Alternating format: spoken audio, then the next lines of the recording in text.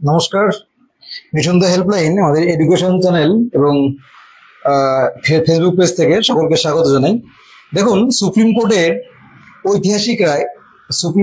ঐতিহাসিক রায় আমরা এই মুহূর্তের বড় আপডেট। অনেকে হয়তো আপডেটটা পেয়ে গেছেন, আমার একটু দিতে লেট হলো। তো এখানে দেখুন, সুপ্রিম কোর্টের বড় আপডেট কি, এসএলএসটি পরীক্ষায় না বসেও তাদের যে পুরনো চাকরি, সেই চাকরিতে ফেরত যেতে পারবেন। তো সে বিষয়ে বিস্তারিত সুপ্রিম কোর্ট থেকে কি জাজমেন্ট আসলো সেটা একটু বলবি আপনাদের। পশ্চিমবঙ্গে স্কুল সার্ভিস কমিশনের আন্ডারে যে 26,000 শিক্ষক নিয়োগের মামলায় বড়সড় জয় পেল কিছু শিক্ষক সমাজ। আচ্ছা, কিছু শিক্ষক শ্রেণী। কি বলা হচ্ছে?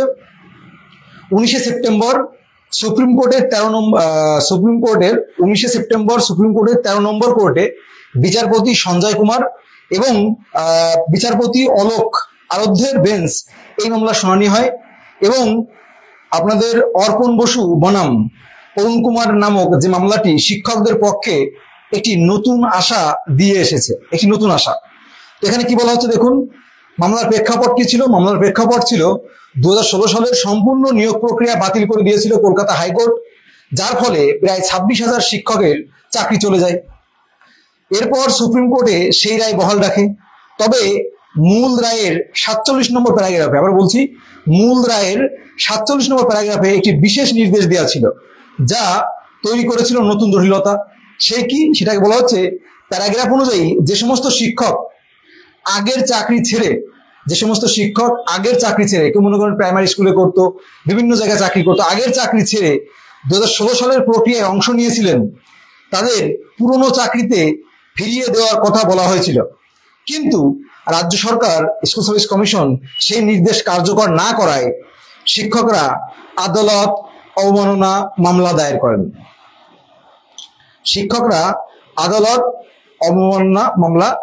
করেন। তো দেখুন তারপরে কি হলো।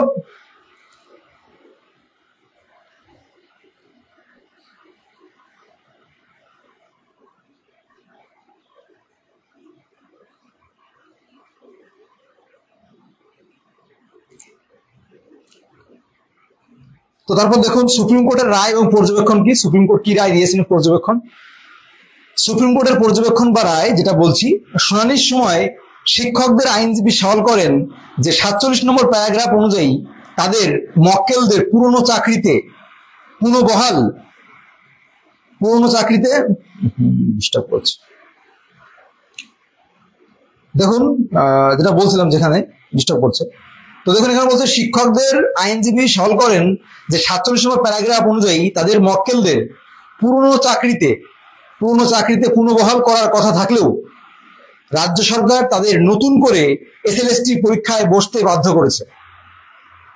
মানে সুপ্রিম কোর্ট যে জাজমেন্ট দিয়েছিল যে 32,000 চাকরি চলে গেছে, তারপর যাদের পুরনো চাকরি ছিল, প্রাইমারি স্কুল বলুন, বিভিন্ন জায়গায় চাকরি ছিল, তো এখানে বলছে 47 নম্বর প্যারাগ্রাফে যে আইন অনুযায়ী, মানে প্যারাগ্রাফ অনুযায়ী, 47 নম্বর প্যারাগ্রাফ অনুযায়ী তাদের মক্কেলদের পুরনো চাকরিতে পুনর্বহাল করার কথা থাকলেও রাজ্য সরকার তাদের নতুন করে এসএলএসটি পরীক্ষায় বসতে বাধ্য করেছে, যা সুপ্রিম কোর্টের নির্দেশকে সরাসরি লঙ্ঘন করে। তো এবার বিষয় হচ্ছে, পুরনো চাকরিতে ফেরার অধিকার আদালত স্পষ্ট করে জানিয়েছে যে সমস্ত শিক্ষক আগে থেকেই অন্য সরকারি স্কুলে কর্মরত ছিলেন, মানে যে সমস্ত শিক্ষকরা অন্য সরকারি স্কুলে কর্মরত ছিলেন এবং শুধুমাত্র বাড়ির কাছাকাছি আসার জন্য, ভালো করে বুঝবেন, শুধুমাত্র বাড়ির কাছাকাছি আসার জন্য বা অন্য কোনো কারণে 2016 সালের নিয়োগ প্রক্রিয়ায় অংশ নিয়েছিলেন, তাদের নতুন করে পরীক্ষায় বসার প্রয়োজন নেই। ভালো করে বুঝতে পারলেন? তাহলে সুপ্রিম কোর্ট এখানে আদালত স্পষ্ট করেছে যে সমস্ত শিক্ষক আগে থেকেই অন্য সরকারি স্কুলে কর্মরত ছিলেন এবং শুধুমাত্র বাড়ির কাছাকাছি আসার জন্য বা অন্য কোনো কারণে 2016 সালের নিয়োগ প্রক্রিয়ায় অংশ নিয়েছিলেন, তাদের নতুন করে পরীক্ষায় বসার প্রয়োজন নেই, স্পষ্ট করে দিলেন। বোঝা গেল? দ্বিতীয় পয়েন্ট, সুপার নিউমারি পদ তৈরি। যদি পুরনো স্কুলে পদ খালি না থাকে, সুপ্রিম কোর্টের নির্দেশ পড়ছি, কিন্তু যদি পুরনো স্কুলে পদ খালি না থাকে, সেক্ষেত্রে রাজ্য সরকারকে সুপার নিউমারি বা অতিরিক্ত পদ তৈরি করে তাদের চাকরিতে পুনর্বহাল করতে হবে। এটা সুপ্রিম কোর্টের নির্দেশ।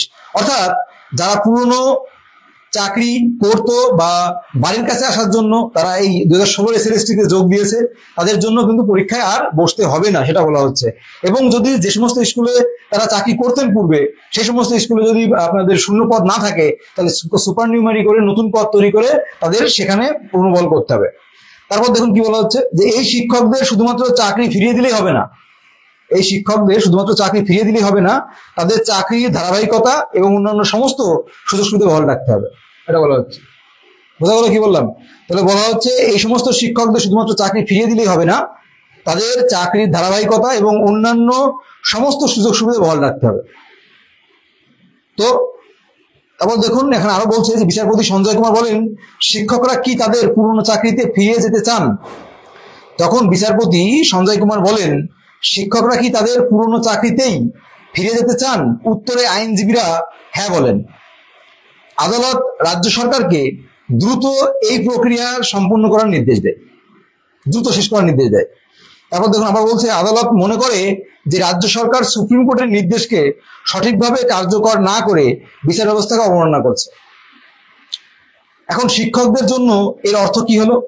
দেখুন এই রায়ের ফলে যে সমস্ত শিক্ষক 2002, 2004, 2014 সাল থেকে চাকরিতে কর্মরত ছিলেন, যে সমস্ত শিক্ষকরা 2002, 2004 এবং 2014 সাল পর্যন্ত চাকরিতে কর্মরত ছিলেন এবং 2016 সালের নিয়োগ প্রক্রিয়ায় যোগ দিয়েছিলেন, তারা তাদের পুরনো চাকরি ফিরে পাবেন পরীক্ষা ছাড়াই।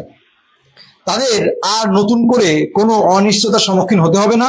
এটি নিঃসন্দেহে সকল শিক্ষকের জন্য একটা বিরাট স্বস্তির খবর।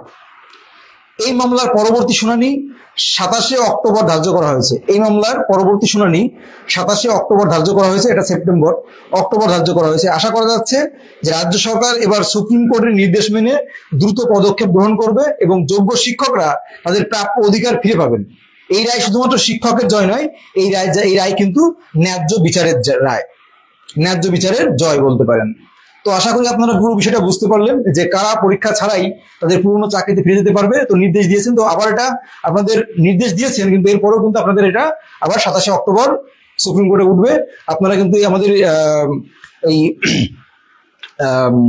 কোর্টের যে হিয়ারিং গুলো, লাইভ হিয়ারিং, সেটা কিন্তু ফেসবুক থেকে দেখানো হয় না, সেটা আমাদের ইউটিউব চ্যানেল, যে মিঠুন দা হেল্পলাইন যেটা ইউটিউব চ্যানেল আছে, সেখান থেকে কিন্তু আপনারা সরাসরি দেখতে পারবেন। তো আশা করি ভিডিওটি ভালো লাগলো এবং সেটা বুঝতে পারলেন। অবশ্যই ভিডিওটি শেয়ার করবেন এবং আমাদের এই পেজে নতুন হলে ফলো করে রাখবেন।